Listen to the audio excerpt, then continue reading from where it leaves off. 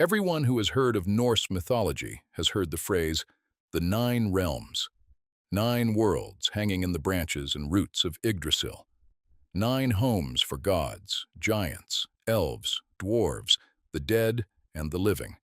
The oldest poems say it plainly. 9 worlds exist. The problem is, not one of those poems ever lists them. Not one. The seeress in Voluspa says, 9 worlds I knew, 9 in the tree with mighty roots. The giant Vafthrudnir, in the poem that bears his name, speaks of 9 worlds below Niflheim. Hel herself is given power over 9 worlds. 3 separate times the sources confirm the number, and 3 separate times they move on without naming what those 9 worlds are. What we have instead is this. Scattered across the poems and prose of the old Norse tradition, individual realms appear, each one described in its own place, for its own reason, by its own source. No single hand ever gathered them into a list. What follows is what the sources actually say about each of them. The first 2, before everything else, before the gods, before Yggdrasil, before any world that could be named or walked in, there was a void.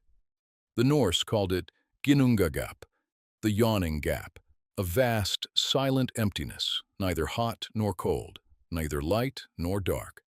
And on either side of it, 2 things existed. To the north, ice, a world of mist and cold and frozen rivers, so old that the prose Edda says it was made many ages before the earth itself was shaped. This was Niflheim. From its depths ran the well Hvergelmir, and from that well flowed the 11 rivers of ice called the Ellivagar, whose poison-laced waters crept south into the void. To the south, fire, a world so bright and hot that no one from outside it could enter and survive. This was Muspelheim. Its guardian was a figure named Surtur, sitting at its border with a flaming sword, waiting. These 2 did not know each other yet. The void lay between them. Then the ice and the fire met. The heat from Muspelheim reached the frozen rivers of Niflheim, and where they touched in the void of Ginnungagap, something dripped. The drops quickened.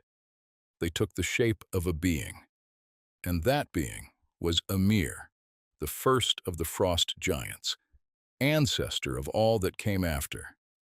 Everything else was built from his body. Midgard. From Ymir's flesh, the first gods made the earth. From his blood, the seas. From his bones, the mountains. From his skull, the sky. They carried his body into the middle of Ginnungagap and built a world from it. They called it Midgard, the middle enclosure. This is the world of humans. The prose Edda tells us that the gods built a great wall around it using Ymir's own eyelashes to protect the people inside from the giants that surrounded it on all sides. The ocean around Midgard was given to the Midgard serpent, Jormungand, the son of Loki, who lies in those waters holding his own tail in his mouth and encircling the entire realm. Midgard is connected to Asgard above by Bifrost, the burning bridge. Asgard is the realm of the Aesir gods, high walls, great halls. At its center, Odin's hall, Valhalla, where half of those who die in battle are brought by the Valkyries. The gods ride out from Asgard every day across Bifrost to hold their council at Yggdrasil. From his seat, Hlidskjalf, Odin can look out across all the worlds.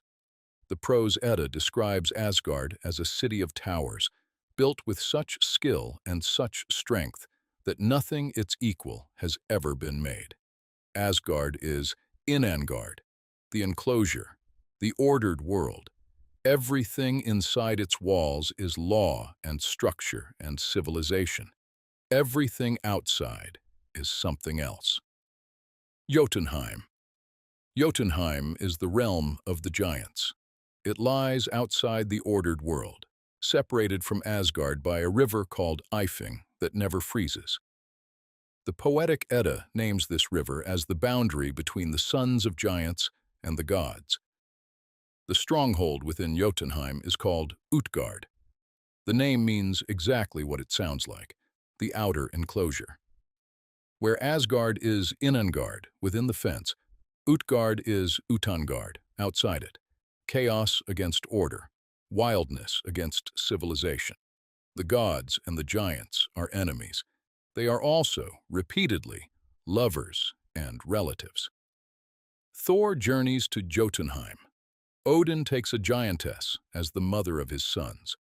The boundary is real, and it is constantly crossed. Vanaheim.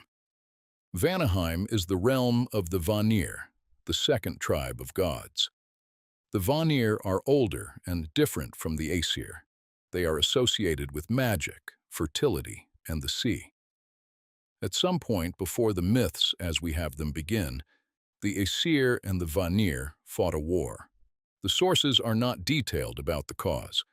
The war ended in a truce, and hostages were exchanged. The Vanir gods Njord, Freyr, and Freya came to live in Asgard.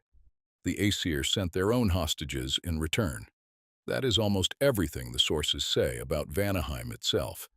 The name appears once in the poetic Edda, in the poem Vafthrudnir, where Odin asks about Njord. It is mentioned in passing. No description of the realm follows. Vanaheim is one of the clearest examples of the problem with Norse sources. It clearly existed as a concept.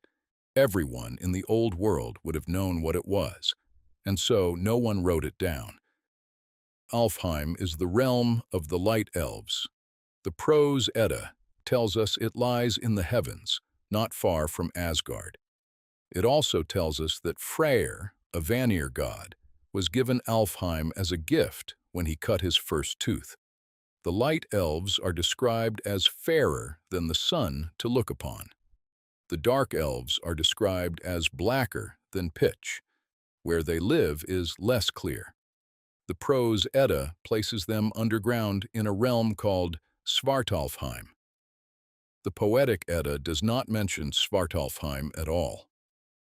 Scholars widely believe the dark elves and the dwarves may have been the same or similar beings referred to by different names, and that Svartalfheim and Nidavellir may be the same place described differently. This is one of the places where Snorri's prose Edda introduces distinctions that the older poems do not support. Nidavellir.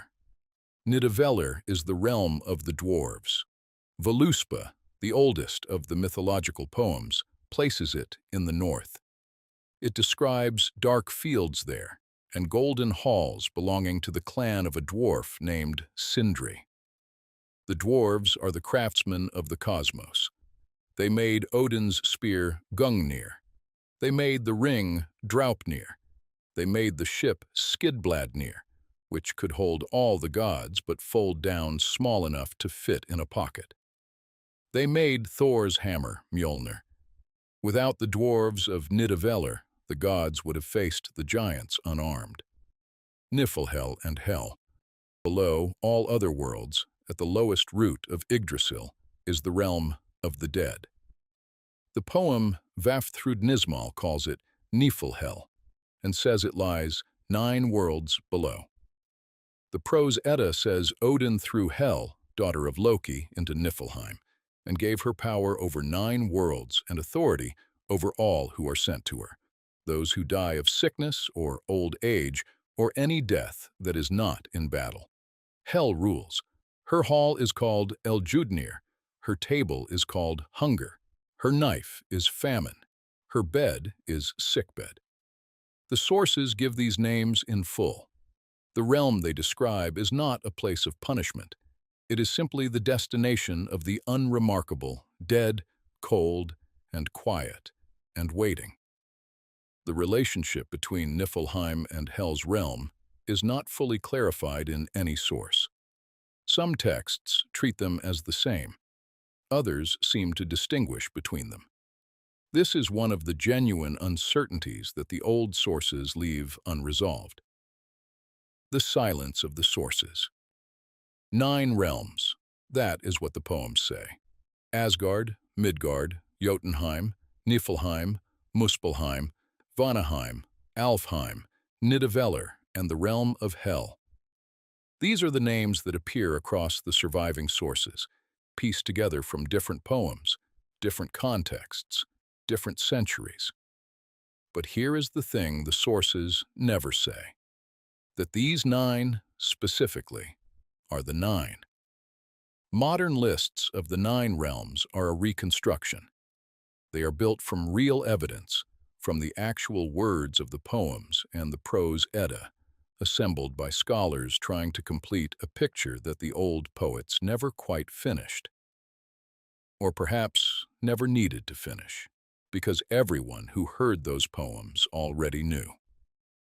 Whatever knowledge was shared by the people who first told these stories, a great deal of it was never written down. What we have are the edges of something much larger, and the edges are extraordinary.